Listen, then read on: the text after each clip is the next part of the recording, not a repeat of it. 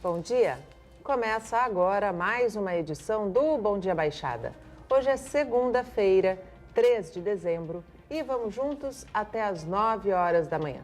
Abrimos a semana debatendo mais uma vez a segurança pública e o nosso sistema criminal. Para tratar dos assuntos, recebemos o advogado criminalista Marcelo Cruz. Doutor Marcelo, seja muito bem-vindo ao nosso programa. Muito bom dia. Bom dia, Nathalie. Bom dia, meu amigo Rogério Conde. Bom dia a todos os telespectadores. É um prazer estar nesta manhã ao lado de vocês, de amigos tão queridos e realmente tratando de temas tão importantes para a nossa região. E para o nosso país, né? Para o nosso país, com certeza. Segurança pública, né? Segurança pública não sai de moda, infelizmente. E também aqui comigo o advogado e empresário Rogério Conde. Rogério, seja muito bem-vindo ao nosso programa. Bom dia. Obrigado, Nathalie, pelo convite. Bom dia, Marcelo Cruz e todos aqueles que nos acompanham nesse início de semana. E você também pode participar do nosso programa, fazer sua pergunta para os nossos convidados, através do nosso WhatsApp, que é o 13 98877 9496, ou pela nossa fanpage no Facebook, onde já estamos simultaneamente ao vivo. Doutor Marcelo, eu preciso começar esse programa trazendo novamente para a nossa mesa a questão do caso Bacará. Porque nesse final de semana, a casa onde um jovem, um estudante universitário, foi covardemente assassinado por 4 homens covardes, reabriu as portas, agora com um novo nome, Mumbá, e o que causou estranheza e surpresa para todo mundo é que entre os sócios figura o Vitor Caram, que é um dos acusados e que está foragido. A minha pergunta: pode um foragido abrir uma nova empresa? Seria esse o caminho para que a polícia pudesse encontrá-lo? Porque quando a gente para perguntar, um foragido é foragido.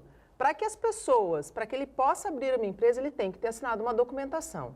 Essas pessoas que são sócios dele podem ser também tratados eventualmente como cúmplices por saberem do paradeiro dele?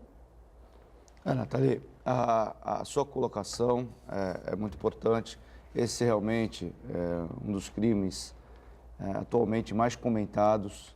E agora, né, com a reabertura da casa ou abertura da nova casa, não sei nem como colocar a situação, tendo em vista, né, figurar nos quadros societários um dos réus do processo. O irmão dele foi quem reabriu as portas ou abriu as portas, né? Justamente. Então, assim, nós temos que dividir em 2 aspectos aqui.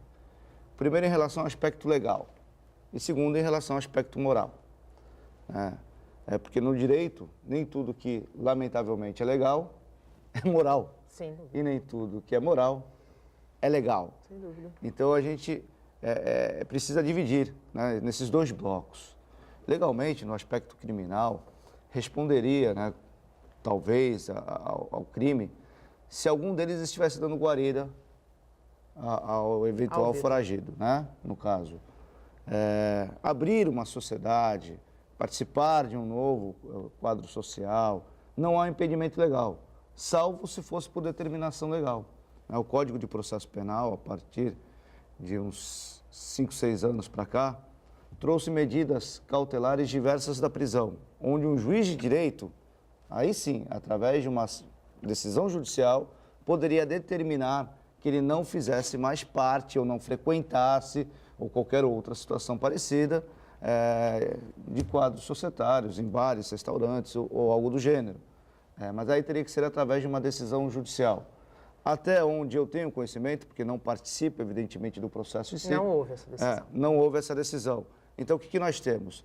Nós temos uma decretação de uma prisão preventiva, onde uma pessoa encontra-se foragida, consegue assinar um contrato, consegue, obviamente, reconhecer firma daquela assinatura, e aí nós temos que avaliar se esta firma foi por autenticidade ou por semelhança, porque se foi por autenticidade, obviamente, ele teve que se locomover até o cartório. Exatamente. E aí também nós temos que informar até o nosso telespectador aqui, Nathalie, porque a legislação, não só penal, mas agora eu adentraria na legislação eleitoral, traz algumas brechas. Sim. Recentemente, por exemplo, nós passamos por um processo eleitoral. Sim. Ok? E durante um período né, 5 dias antes das eleições e 2 dias após as eleições... Ninguém pode ser preso. Ninguém pode ser preso. A não ser em flagrante. A não ser em flagrante ou por força de uma sentença penal condenatória, desde que esse processo não seja afiançável. Então, assim, no caso em si, não era uma prisão em flagrante, Sim. ok, doutor Rogério? E também não havia, e não há até o presente momento, uma sentença penal condenatória. Sim. E um crime não afiançável. Então, ou seja, pode ser que a sua defesa técnica ou que o próprio autor tenha se favorecido da brecha da legislação, aqui eu vou frisar, tá? Não é nem a penal, nem a processual penal. É a legislação eleitoral. Pode ser, Nathalie? Pode ser. Pode ser. Então, assim, nós temos que analisar, obviamente, o caso como um todo. Mas de tudo isso, fica aqui um ponto muito interessante, porque a Polícia Judiciária, a qual eu tenho conhecimento e conheço também a sua equipe de investigação, trabalha muito bem. Fica aqui, na verdade, um rastro Sim. importantíssimo, né, para a equipe de investigação chegar, evidentemente, à captura do seu autor daquele crime. Se é que já não está sendo realmente, pela defesa técnica, planejada a eventual apresentação, que eu acho mais interessante. Aliás, né, já faz muito tempo, né, doutor Marcelo? O Vitor estaria se preparando para se entregar, porque diz o ditado popular que quem não deve não teme. Verdade. Não é? E assim, uma pessoa que está foragida há tanto tempo e que, se não tem nada a esconder e nada a temer, não se entrega à polícia, pode, inclusive, acabar complicando a sua situação. E crimes dessa natureza, Nathalie, possuem uma particularidade muito interessante. Toda decisão judicial no nosso país, toda, do juiz de primeiro grau ao ministro da mais alta corte de justiça do nosso país, que é o Supremo Tribunal Federal, toda decisão desses magistrados deve ser devidamente fundamentada. Assim determina a nossa Constituição Federal. Determina que todo juiz, ao decidir, fundamente. Só existe uma única decisão judicial que ela não precisa ser fundamentada. Justamente a decisão do Conselho de Sentença Popular, a do Tribunal do Júri. E em crimes desta natureza, que são os crimes de homicídio, os crimes dolosos contra a vida, sejam eles tentados ou consumados, quem é o juiz natural para julgar esta causa é o Tribunal do Júri Popular, que leva para julgar com um sim, para absolver, ou um não, para condenar, né? Não absolvo, ou sim, absolvo. O comportamento, muitas vezes, do réu. Todos os aspectos do réu, da defesa, da promotoria, do momento social que vivemos. Aliás, eu digo que ser um tribuno do júri é muito interessante, porque você tem que ter este cuidado, o cuidado de analisar a situação, inclusive, que o Brasil ou aquela região, naquele momento, vive. Então, assim, é muito interessante para o réu, em crimes desta natureza, né, ter a oportunidade de ir lá e apresentar a sua tese defensiva. Porque se existe um crime que nenhum homem do bem e de bem pode falar que nunca vai cometer, é o crime de homicídio. Eu tenho 2 filhas. O doutor Rogério já teve o prazer em conhecê-las. São as minhas princesas, são as minhas joias, o que eu tenho de melhor na vida. Se Deus me livre e guarde, ao sair do meu escritório, eu pego alguém fazendo mal para uma dessas meninas, eu não tenho dúvida, se eu pudesse construir naquele momento mais 20 andares do meu prédio para poder jogá-lo 20 andares acima, eu jogaria. E cometi um crime de homicídio. Eu posso afirmar que jamais irei traficar, que jamais irei roubar, que jamais irei ludibriar alguém para obter vantagem devida. Isso eu posso afirmar. Eu posso lavar carro na rua, eu posso empurrar carrinho no supermercado. Mas o único crime de verdade que nenhum homem de bem e do bem pode afirmar que jamais vai cometer é o crime de homicídio. Daí a importância e a relevância do réu apresentar a sua tese defensiva, para que o Conselho de Sentença Popular, que é o juiz natural, repito, tenha a oportunidade de decidir se ele deve ser culpado ou inocentado do crime. Mas que é imoral, né, Rogério? Eu, quando abri o jornal e li a notícia, sinceramente, me subiu o sangue. Não, imagino. A sociedade toda ficou muito comovida com tudo Sem que dúvida. aconteceu, até pela localização de onde essa casa fica, né, num local da cidade de acesso de todo mundo passa na frente, todo mundo conhece. Era um reduto, é ao lado de um outro bar e restaurante muito tradicional na cidade. Muitos jovens frequentavam, e as a imagens cidade foram muito enchia, chocantes, né? as imagens, toda a repercussão que houve do caso. Então, realmente há uma comoção e as pessoas pensam com o fígado. Exato. Né? E a gente não pode ter esse pensamento. Infelizmente, o Dr. Marcelo fez uma explanação muito bacana aqui. Eu acho que ficou muito claro para todo mundo que realmente nem tudo a gente não pode levar ferro e fogo. As leis precisam ser respeitadas. No caso de um estabelecimento comercial, existem outras circunstâncias que precisam ser analisadas. Existe um administrador, né, um sócio administrador, que provavelmente possui procuração, e essa procuração não está invalidada pelo caso, até que ele seja condenado e tenha seus direitos, enfim, as coisas comercialmente. A empresa pode permanecer, pode alterar o nome, enfim, várias situações podem ocorrer comerciais que não necessariamente até precisariam da presença dele. Não vou aqui dizer, porque eu também não estou acompanhando certo, não sei se ele foi lá e assinou um novo contrato social, se realmente fizeram só um aditamento, está faltando a assinatura de alguém, tem uma procuração envolvida, enfim, as coisas acontecem. Mas que existe essa comoção, existe. Eu tenho certeza que, por exemplo, a prefeitura é a primeira ou a maior interessada em segundo que a prefeitura, aliás, esse todos os trâmites exatamente, foram... que esse estabelecimento comercial tenha todas as certidões, esteja completamente apto. Até porque foi a própria prefeitura que fechou, né? Exatamente. Então, isso tudo a gente não sabe dos detalhes, mas que dá uma mágoa muito grande em todos aqueles que são pais, mães, irmãos, eu não tenho dúvida Porque é disso. aquela sensação, né? Eles estão, entre aspas, recomeçando a vida, enquanto a família, que foi a grande vítima da violência e que perdeu o filho, vai ter que seguir com aquela ausência. Exatamente. E, infelizmente, que fique como lição, né? Sim. Para que a gente, que a sociedade cada vez mais fique em cima disso, para que eventos dessa natureza, dessa agressividade, não aconteçam, né? Lembrando que esse jovem perdeu a vida por questionar uma diferença na conta de R$15. Sabe o que eu vejo, Nathalie, também, Rogério, se me permitam? Existe muita preocupação com o aspecto somente técnico de alvarás, licenças de bombeiros e etc. Há que se começar a preocupar também com um ponto muito relevante, que quem cuida efetivamente de uma casa noturna nem sempre é a pessoa do seu proprietário.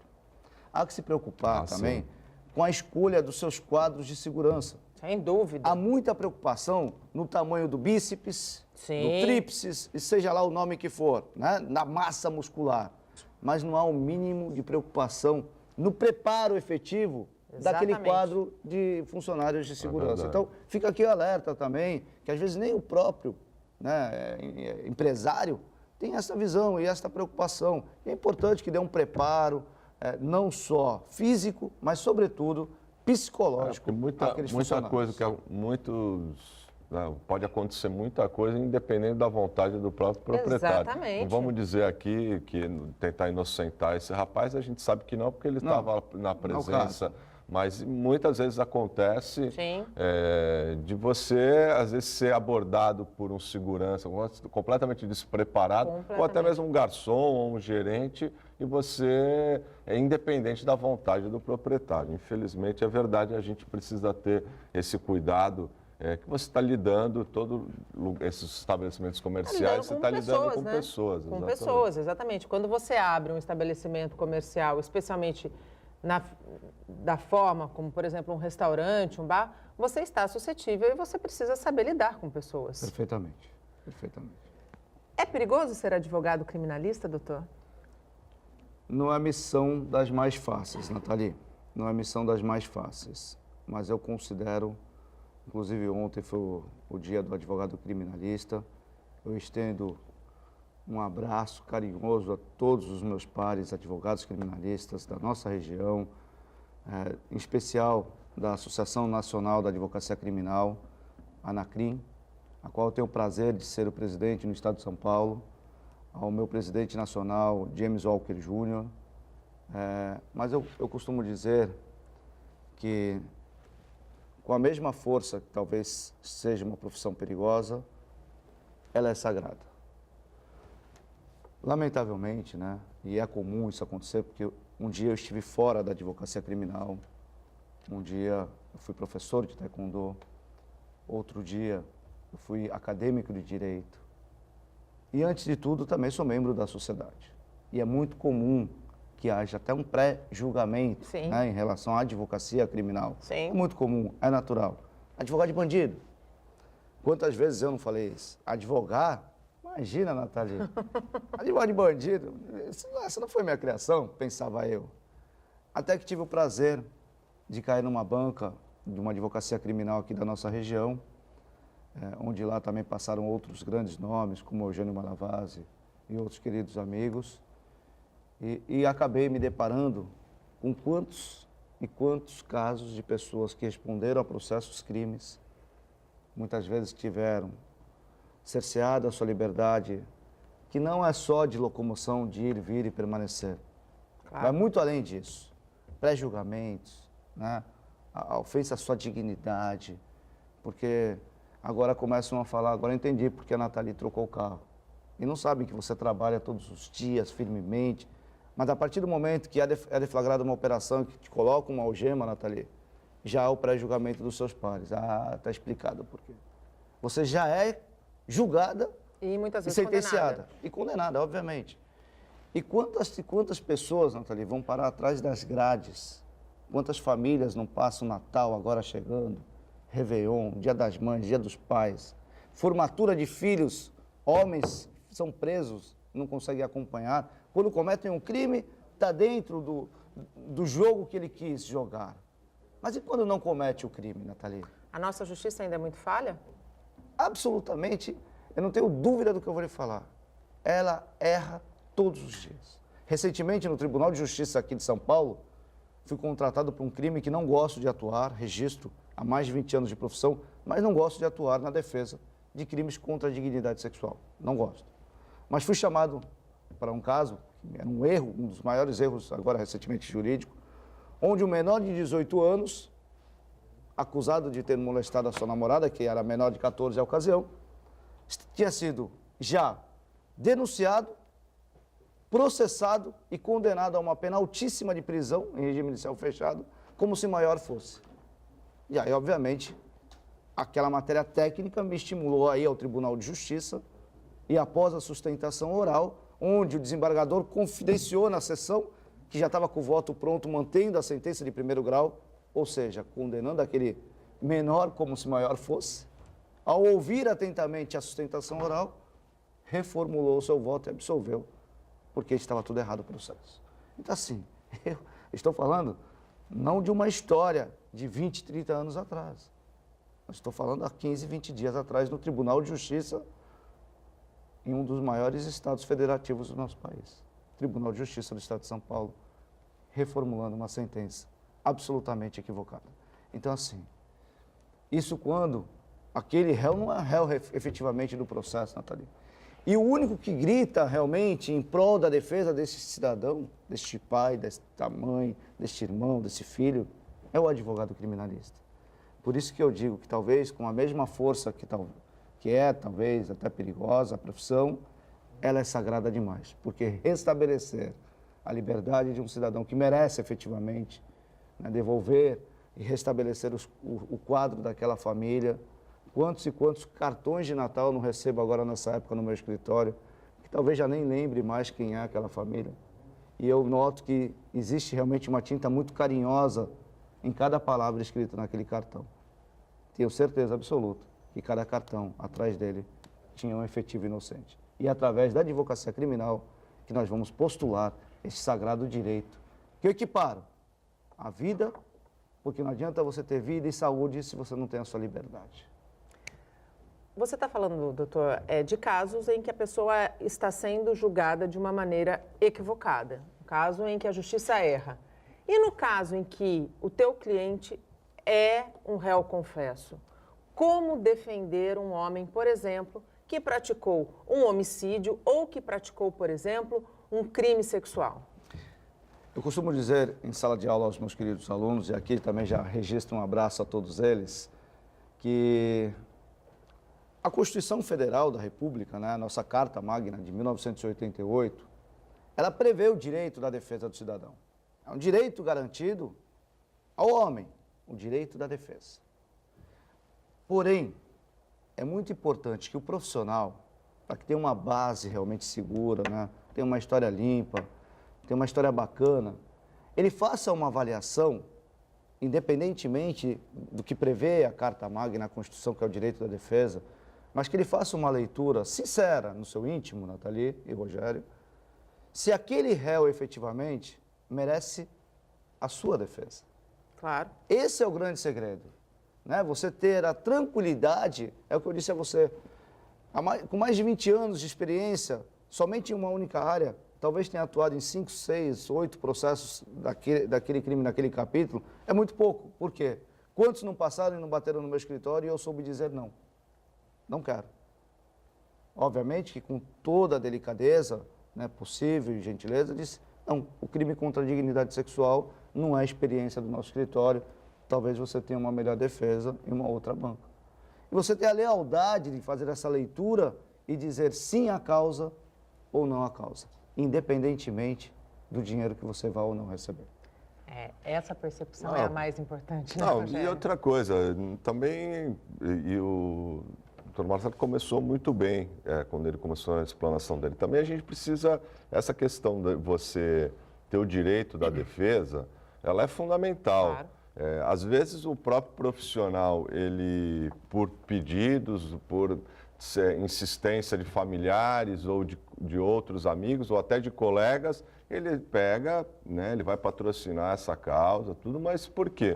Pensando não em absolver, mas em fazer com que o processo transcorra da melhor forma possível, que aquele acusado, né, aquela pessoa que ela tenha o direito de defesa, às vezes amenizar a pena para que tenha justiça, para que ela não cumpra, por exemplo, uma pena superior ao que realmente, por força de um clamor ou de alguma... Então ele está lá meio que como um guardião, fazendo o papel de um guardião do direito para que seja justo o seu julgamento.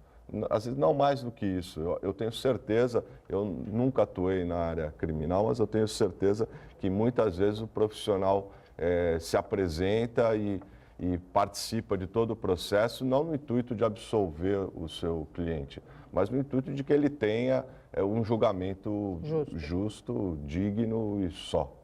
Mas influencia muito, Rogério. Eu ouvi e concordo muito com o que o Rogério disse. Eu acredito que seria um excelente advogado criminalista também, viu, doutor Rogério?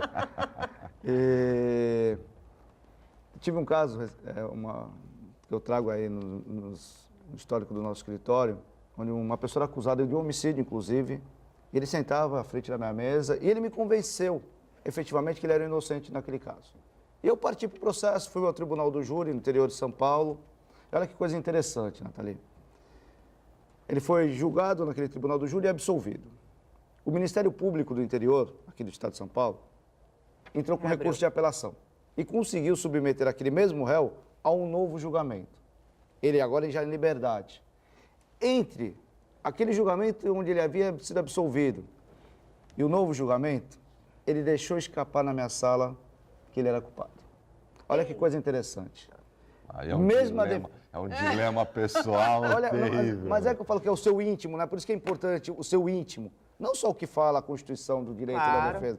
Ó, mesmo advogado, mesma tese, mesmas provas, mesmo promotor. Mais uma confissão. Resultados diferentes após a confissão. Porque talvez eu não tenha ido com a mesma vontade, o mesmo brilho, o mesmo ânimo, na entonação de postular a inocência daquele cidadão. Até porque da primeira vez, se eu estiver errado, o senhor me corrija, você me corrija, não teve um sentimento de ele me enganou? Justamente. Ele faltou com a verdade comigo? Justamente. Então, quer dizer, por isso que é importante o advogado, o profissional... Uma quebra de confiança ali, né? O profissional ele tem que fazer muito essa leitura. Eu quero realmente patrocinar esta causa, seja lá qual for.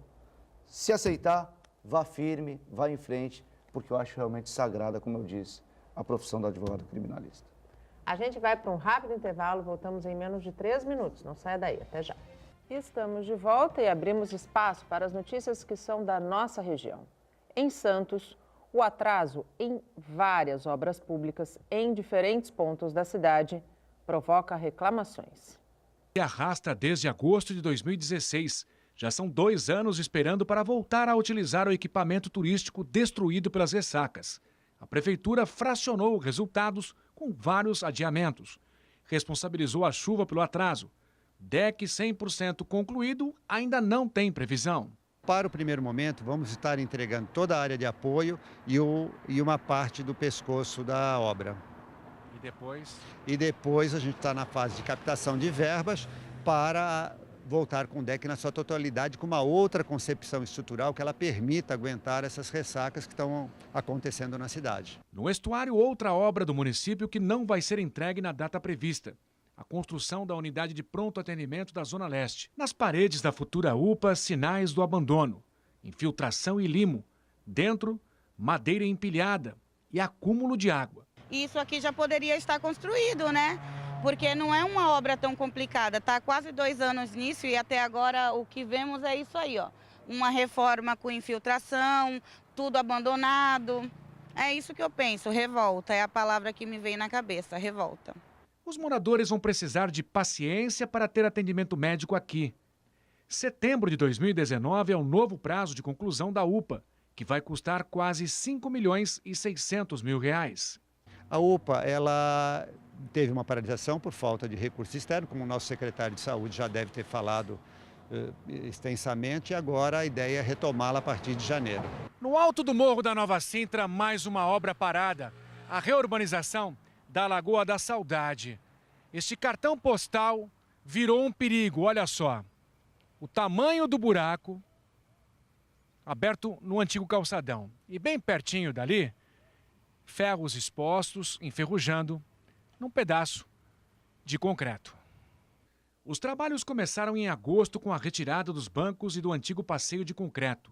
Estacas foram colocadas em alguns pontos, e só. Hoje, nem sinal do canteiro de obras. Já está abandonada já faz 1 mês e pouco que eles não mexeram em mais nada. Tiraram tudo, bate-estaca, arrancaram tudo. As crianças vêm para brincar aqui, acaba se machucando, que você vê que está tudo, sabe, com ferros, com ponta, com tudo, árvore jogada e tudo. O pessoal não tem um lazer para tirar e vê que é tudo o tempo que está passando. Coisas que sabe que poderia estar melhor e não está melhor. Readequação do projeto é a explicação da Prefeitura para a paralisação das obras que deveriam ser concluídas em fevereiro de 2019. A partir do momento que a gente começou os estaqueamentos, verificou a necessidade de um outro tipo de estaqueamento. Então nós paramos a obra, estamos refazendo os projetos para depois voltar a dar continuidade à obra, que a gente acredita que comece agora novamente em dezembro. O projeto da Prefeitura prevê um deck de mais de 200 metros ao redor da lagoa, iluminação em LED, tudo muito bonito na teoria. Enquanto a urbanização não sai do papel, o pescador improvisa um banquinho para momentos de lazer. Pelo banquinho tá legal, né? Mas precisa continuar a obra.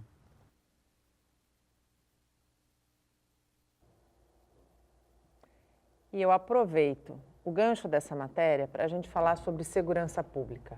Pode parecer que não, mas quando a gente fala de segurança pública, a ocupação dos espaços é extremamente importante para que a gente iniba a criminalidade, visto o que fez o país, a Colômbia, que é hoje um grande exemplo. Trabalhou com uma política social, junto com uma política pública, e conseguiu diminuir gradativamente os índices de violência.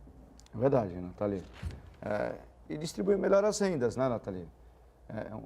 Quando em que um país gasta 3 vezes mais com um preso do que gasta com a educação, nós vamos diminuir realmente a criminalidade. Está tudo errado.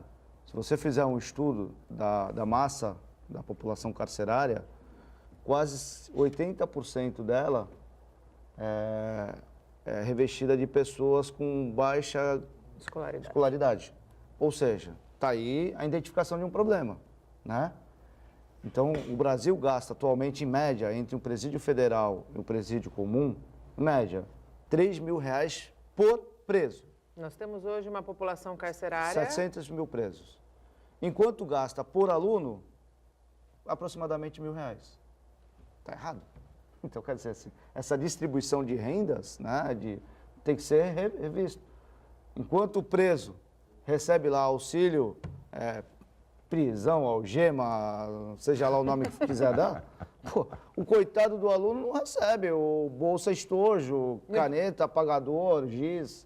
E Tá muito errado. menos o professor, né? Justamente. O Bolsa Qualificação. Então, assim, eu entendo que o governo precisa reestruturar isso melhor, analisar, cuidar do problema com mais seriedade, né? Não entrar também só na empolgação, né? Então, quer dizer assim, o preso, muitas das vezes está lá, ele também quer trabalhar. E a sociedade quer ver o preso trabalhando. Então, quer dizer, nós já temos um ponto comum. O preso quer trabalhar porque cada 3 dias que ele trabalha, ele tem um dia menos na pena. abatido na pena, que é a remissão penal. Então, ele quer trabalhar. A sociedade também não quer que ele fique lá com o seu tempo ocioso, recebendo, né, nós pagando, enquanto sociedade, estamos pagando R$3.000 por preso. E permitindo que ele faça uma faculdade, uma especialização em crime, né? E justamente sair lá do doutorado. Então, quer dizer, nós temos um ponto comum. Quem está lá quer trabalhar, a sociedade que está aqui quer ver ele trabalhando. Aí ele se autossustenta, abate-se esse valor de 3.000, ou reduz, pelo menos, vai mitigar para 1.000, 1.500, que seja, porque aí o valor que ele vai produzir vai uma parte para mantê-lo lá dentro, outra parte para depois manter a sua família, seja lá o que for. E aquele dinheiro que era aplicado, acaba sendo aplicado em algo realmente eficaz, que não tem como negar, é a nossa educação. Na verdade, uma política nacional de segurança pública passa, antes de mais nada, por uma política nacional de educação, né? Não tenha dúvida. Para aproveitar o gancho do que vocês falaram, principalmente da matéria que foi vinculada, a gente fazer alguns levantamentos. A questão do sistema carcerário, claro, eu acho que é óbvio para todo mundo que precisa ser reformulado.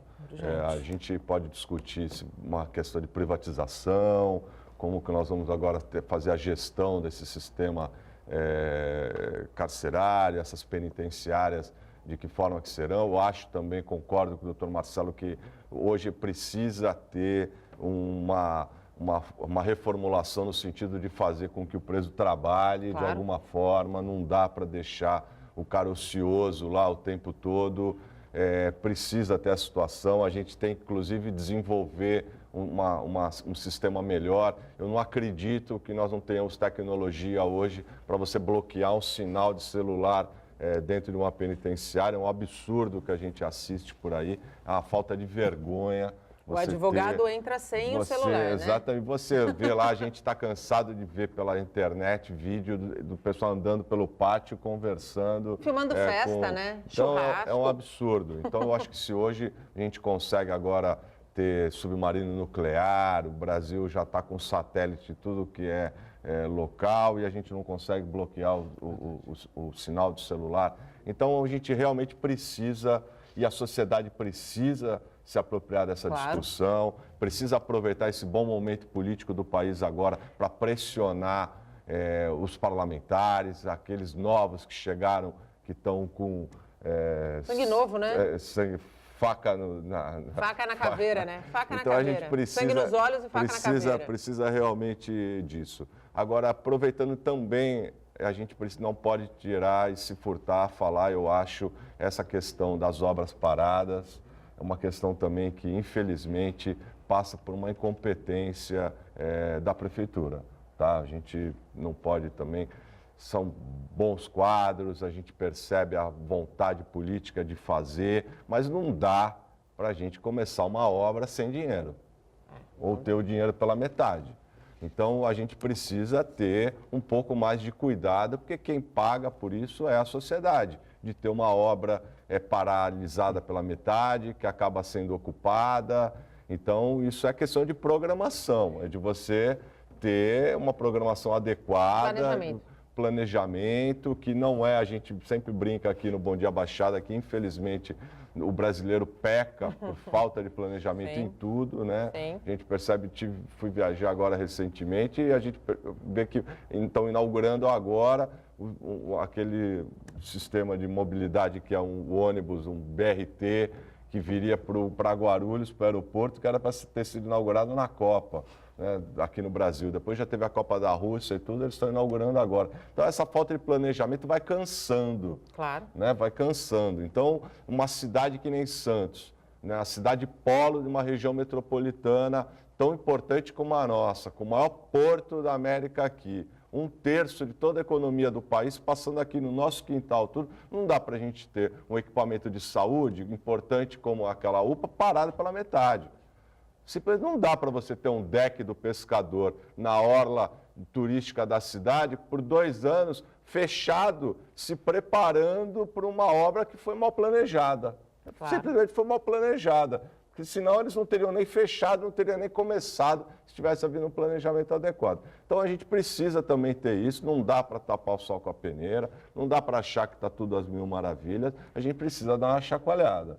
Até porque trata-se, a gente mostrou ali, tanto o deck quanto a lagoa do Morro da Nova Sintra, pontos turísticos, né? Exatamente. Então, a gente precisa ter. Então, vai aqui um puxão de orelha. A gente acredita que os nossos gestores trabalham bastante, procuram o melhor da cidade. Não tem ninguém jogando contra, não tem nada disso. Mas precisa virar para os técnicos da prefeitura, os concursados, as equipes de trabalho e falar: olha, pessoal, vocês têm certeza que dá para fazer?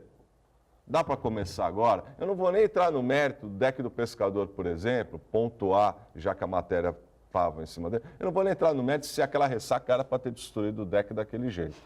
Se ele realmente tivesse sido feito da primeira vez, de forma prevista, se era realmente para ter acontecido o que aconteceu. Porque parece que passou um tsunami ali. E não foi. Foi uma ressaca. Que, aliás, pode acontecer de novo. Pode acontecer de novo. Então, não vou aqui ser leviano, de falar, não, isso já passou, tudo bem. Só para fazer uma reflexão do que as coisas precisam ter muita fiscalização também para serem bem feitas. Porque eu acho que o que é bom só é feito uma vez. Exato. Depois a gente só melhora.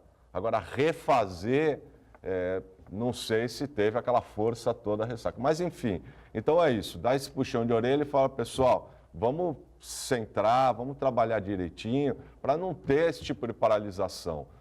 Tudo bem, a gente sabe que às vezes são convênios com o governo do estado, com a União, então a verba demora, tudo, mas precisa ter o plano B. Olha, eu vou assinar um convênio com você, eu tenho que dar, você vai me dar X, a minha contrapartida é Y. Se falhar, como é que eu faço? Então, eu vou tirar daqui. Então, de vez de iniciar 6 obras simultâneas, eu vou iniciar 3. Porque se der um problema nessa daqui, eu tenho como resolver o problema por esse lado pelo plano B.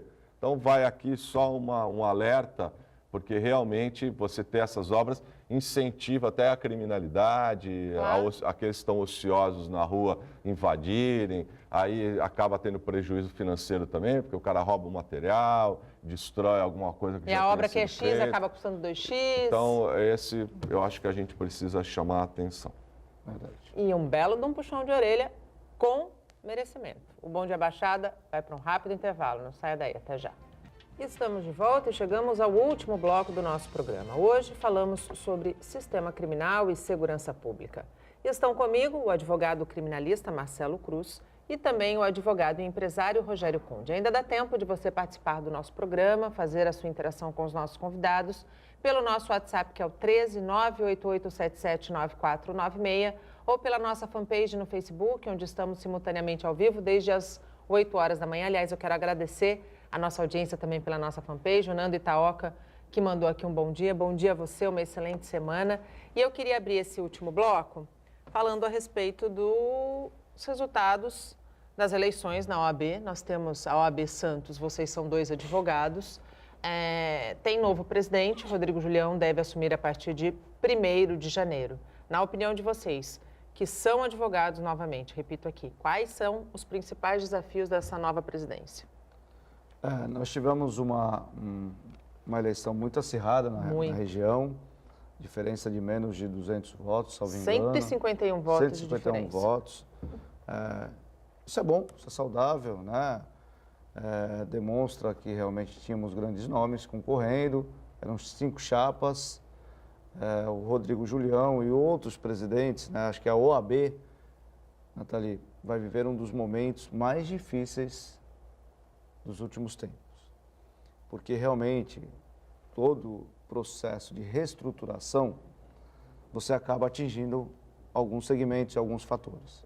Eu tenho certeza que para a reestruturação do país, né, agora sob a nova presidência nacional, teremos novo ministro da Justiça, etc., talvez alguns direitos e garantias sejam atingidos. E aí vai ser a hora que a Ordem dos Advogados do Brasil vai ter que entrar em campo, mostrar sua força, lutar pelas prerrogativas, sobretudo dos advogados, né? Porque para alcançar aquele fim tão almejado, nós não podemos destruir, né, pilastras de seguranças de forças como direitos e garantias de um cidadão e, sobretudo, as prerrogativas de um advogado. Então, eu acredito e desejo muito boa sorte ao nosso novo presidente, Rodrigo Julião, e aos demais, né, das outras subseções, da seccional de São Paulo, Dr. Caio, porque realmente viveremos momentos difíceis. Na sua opinião, Rogério, qual é o principal desafio do Rodrigo Julião? Não, eu concordo com o que o doutor Marcelo falou. Primeiro, parabenizar todos aqueles que concorreram e compuseram as chapas. Eu acho que foi importantíssimo, realmente foi muito acirrado. Nós vivemos um momento no Brasil que realmente muita coisa, um momento de transformação, com a sociedade com os nervos à flor da pele, os políticos, a classe política se formando de uma forma com mais sintonia com essa sociedade, e os advogados vão claramente participar desse processo todo, né? Você não consegue fazer que essas transformações todas ocorram se você não tiver uma OAB nacional forte, e aqui nós somos o reflexo disso. Então, justamente, eu acho que essa vontade, esse ímpeto pelo qual todos esses que pretendiam a direção da entidade participaram, mostra que realmente todos querem participar desse momento rico da sociedade brasileira. Então, e querem participar realmente ativamente. E eu acho que foi muito bom. Eu só espero, sinceramente, que todos tenham em mente que o processo político interno da instituição acabou. Sim. E que agora todo mundo trabalhe junto, porque a gente acaba vendo muita coisa em redes sociais e tudo, e a OAB precisa ser valorizada. A OAB não é sindicato enfim, não desmerecendo nenhum sindicato, mas a OAB é uma entidade profissional, de dignidade, né? Então a gente precisa ter uma postura... Precisa e deve ser a casa do advogado, Precisa ter uma postura condizente também com essa instituição tão importante para o país. Então, eu desejo boa sorte ao Julião, meu amigo particular, como outros também são, e que ele continue com afinco brigando pelas prerrogativas e defendendo as prerrogativas dos advogados. Só fazer um registro e parabenizar, em nome da Ordem dos Advogados do Brasil, a TV Santa Cecília, que inovou esse ano, trazendo Foi a única todos emissora. os candidatos que concorriam às chapas, da presidência nas chapas, para um debate aqui nessa emissora. Como presidente estadual da ANACRIM, digo que todo o estado só via acontecer na nossa subseção, na nossa região, através da TV Santa Cecília. Parabenizo, então, toda a TV Santa Cecília, a sua diretoria, a família Teixeira, por abrir realmente, em um momento tão importante, a nossa classe, a TV Santa Cecília. Meus parabéns e registro aqui o meu agradecimento. E foi um momento histórico, né, da OAB Santos, com muitas chapas, né? Há muitos anos não se via tantas chapas concorrendo à presidência. Não, e aqui em Santos nós temos profissionais assim de renome nacional. Exatamente. Uma importância muito grande. A advocacia na cidade, ela é importante, ela é competente. Então, eu acho que a OAB, a subseção aqui, ela é um reflexo desses profissionais atuantes que nós temos. Infelizmente, o nosso tempo acabou. Doutor Marcelo, eu gostaria muito de agradecer a tua presença aqui conosco, eu digo sempre que falar sobre segurança pública é sempre tema atual, porque a gente precisa fazer o que for necessário para que essa pirâmide, que hoje é invertida, comece a funcionar da forma certa. Muito obrigada. Obrigado, Nathalie. Quero parabenizar pela forma com que você conduz o programa. Bom dia, Baixada.